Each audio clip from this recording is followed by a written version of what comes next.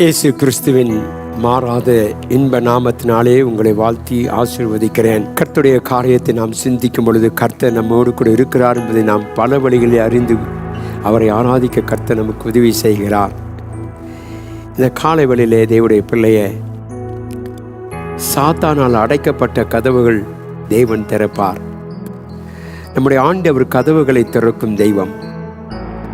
நம்முடைய வாழ்க்கையில் அநேக முறை நம்முடைய வாசல்கள் அடைக்கப்படலாம். அது நிமித்தம் நாம் சோர்ந்து போய் முயற்சிகள் எல்லாம் தோல்வி அடைந்து நம்முடைய யோசனைகள் செயல்படாமல் முடிவு தோல்வியாக இருக்கலாம்.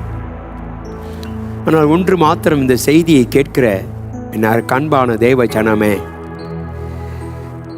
நாம் ஆராதிக்கிற தேவனாகிய கர்த்தர் நம்முடைய ஆண்டவர் வாசல்கள் திறப்பேன் என்று வாக்குத்தத்தம் செய்திருக்கிறார்.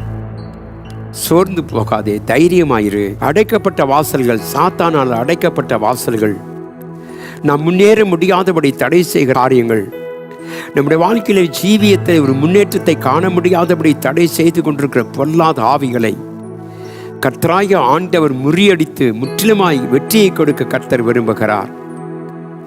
நம்முடைய ஆண்டவர் யார் என்றால், வெண்கல கதவுகள் உடைத்து இருப்பு தாழ்பால்களை முறிக்கிற தேவன். அந்த தேவனாகிய கர்த்தரைத்தான் நாம் ஆராதித்துக் கொண்டிருக்கிறோம். ஒருவேளை இந்த காலை வேளையிலே தேவனுடைய பிள்ளையை செய்தியை கேட்டுக்கொண்டிருக்கிற என் அருமையான மக்களே, உன் வாழ்க்கையிலே கதவுகள் அடைக்கப்பட்டிருக்கிறதா? பயப்படாதே. உனக்கு ஒரு வாசலை திறக்க கர்த்தர் ஆயத்தமாக இருக்கிறார். அநாதி கதவுகளை திறவுங்கள், மகிமின் ராஜா உட்பிரவேசிப்பார். இன்றைக்கு நம்முடைய வாழ்க்கையில என்னென்ன காரியத்தில் நம்முடைய வாசல்கள் அடைக்கப்பட்டிருக்கு என்பதை நாம் தெரிந்து கொள்ள நாம் வாசிக்க வேண்டியதான ஒரு பகுதியை குறித்து சிந்திப்போம். அப்போஸ்தலரின் புத்தகம் 12ஆம் அதிகாரம் 1 முதல் 17 வரைக்கும் நாம் வாசிக்கும் பொழுது, இங்கே யாக்கோபை கொலை செய்து ஏரோது என்கிற மன்னன் பேதுருவையும் சிறையில் அடைத்தான். 3ஆம் வசனத்திலிருந்து, அது யூதருக்கு பிரியமாயிருக்கிறது என்று அவன் கண்டு பேதுருவையும் பிடிக்க தொடங்கினான். அப்பொழுது புளிப்பில்லாத அப்ப பண்டிகை நாட்களாயிருந்தது. அவனை பிடித்து சிறைச்சாலையிலே வைத்து பஸ்கா பண்டிகைக்கு பின்பு ஜனங்களுக்கு முன்பாக அவனை வெளியே கொண்டு வரலாம் என்று எண்ணி அவனை காக்கும்படி வகுப்புக்கு 4 போர்ச்சேவராக ஏற்படுத்தி 4 வகுப்பின் வசமாக ஒப்பு கொடுத்தான். தேவனுடைய பிள்ளையே, ஆதி காலத்திலே காணப்பட்ட ஒரு அனுபவத்தை கர்த்தர் நமக்கு ஒரு எச்சரிப்பின் சத்தத்தோடு மாத்திரமல்ல, உன்னை விடுவிப்பேன் என்ற நம்பிக்கையை கர்த்தர் தருகிறார்.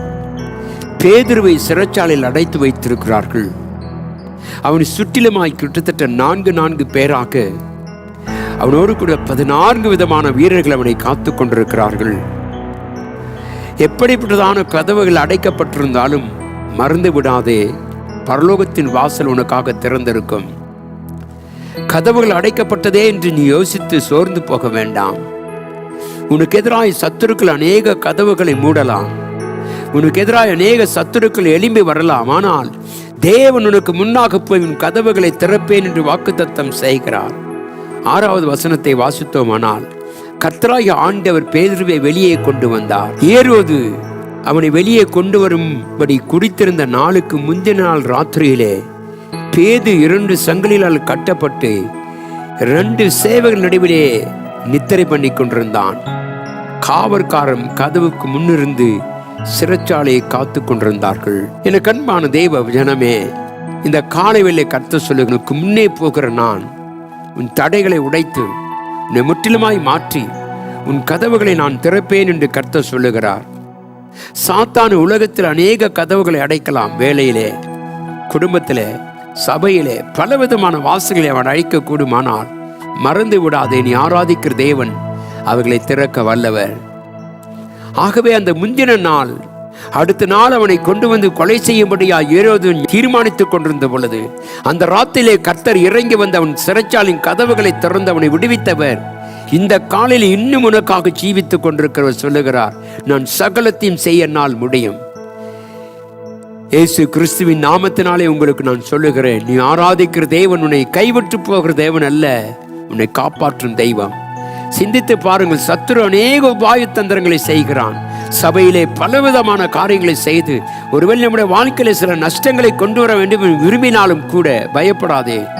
உனக்கு முன்னாக இருக்கிற வெண்கல கதவுகளை உடைக்கிறவர், ஆகவேதான் தேவனுடைய பிள்ளை அவர் இறங்கி வந்தார். அதுக்கு காரணம் என்ன? அவன் ஜெபித்தான். சபை ஜெபித்தது, அவனுடைய விடுதலைக்காக ஜெபித்தது. அவனுடைய விடுதலையை கர்த்தர் தந்து மகிமைப்படுத்தி அவனை முற்றிலுமாய் ஆசீர்வதிக்கும்படியாய் சபை ஜெபித்த பொழுது அந்த ஜெபத்தை கேட்டு கர்த்தராய் ஆண்டவர் இறங்கி வந்தார். இரும்பு கதவுகளை திறந்து இதோ பேதுருவை கர்த்தர் விடுவித்த அதே தேவன் இன்றைக்கு உன்னோடு கூட இருக்கிறார். இந்த நாளிலே உன்னை கடத்தி உன்னை ஒருவேளை அடைத்து வைத்திருக்கிற அந்தகார கிரியைகளை முறியடிக்க தேவனால் முடியும் என்பது விசுவாசி, நம்பு. அவர் சொல்லுகிறார், என்னால் ஆகாத காரியம் ஒன்றுமில்லை. அருமையான தெய்வ பிள்ளையே, இந்த காலை வெளியிலே கர்த்தர் கொடுத்திருக்கிற ஆசீர்வாதத்தை நினைவு கூறுவோம். கர்த்தாவே, நீர் எங்களுக்கு முன்னாக செல்லுகிற தேவன், எங்களுக்கு முன்னாக இருக்கிற தடைகளை உடைக்கிறவர், எங்களுக்கு முன்னாக இருக்கிறதான கர்த்தாவை கதவுகளை திறக்கிறவர் நீரப்பா. உம்மால் ஆகாது ஒன்றுமில்லை என்று சொல்லுவோம். வேதம் சொல்லுகிறது, உன் விசுவாசத்தின்படி உனக்கு கதவுகளை திறந்து உன்னை விடுதலையாக்கி சாத்தானால் அடைக்கப்பட்ட கதவுகள் நிச்சயமாய் திறக்கப்படும். வேலை ஸ்தலத்திலே, இருக்கிடத்திலே, உன் பிசினஸ்ல, மற்ற எல்லாவற்றிலும் உன்னை கர்த்தர் மேன்மைப்படுத்துவார். பயப்படாமல் விசுவாசத்தோடு சொல்லுவோம், கர்த்தாவே, நீர் எனக்கு முன்னாக இருக்கிற தேவன். சத்துருவின் கதவுகளை அடைத்து, சத்துருவின் கதவுகளை முற்றிலுமாய் உடைத்து கர்த்தாவே, நீர் எங்களுக்கு விடுதலை கொடுக்க போறதுக்காய் ஸ்தோத்திரம் என்று சொல்லுவோம். தேவன் நம்மை ஆசீர்வதிப்பாராக. ஆமென். கிருபையும் இரக்கமும் அன்பும் நல்ல ஆண்டவரே, இந்த அதிகாலை வேலைக்காய் உமக்கு நன்றி செலுத்துகிறோம். இந்த செய்தியை கேட்டுக்கொண்டிருக்க ஒவ்வொரு பிள்ளைகளையும் ஆசீர்வதித்து கனப்படுத்தி பாதுகாத்துக் கொள்ள ஜெபிக்கிறேன். சகலத்தையும் உடைய கரத்தில் ஒப்பு கொடுக்கிறோம். வழி நடத்தும் இயேசுவின் நாமத்தில் ஜெபிக்கிறேன். அன்பின் நல்ல தகப்பனே, ஆமென். கர்த்தர் நம் அனைவரையும் ஆசீர்வதிப்பாராக.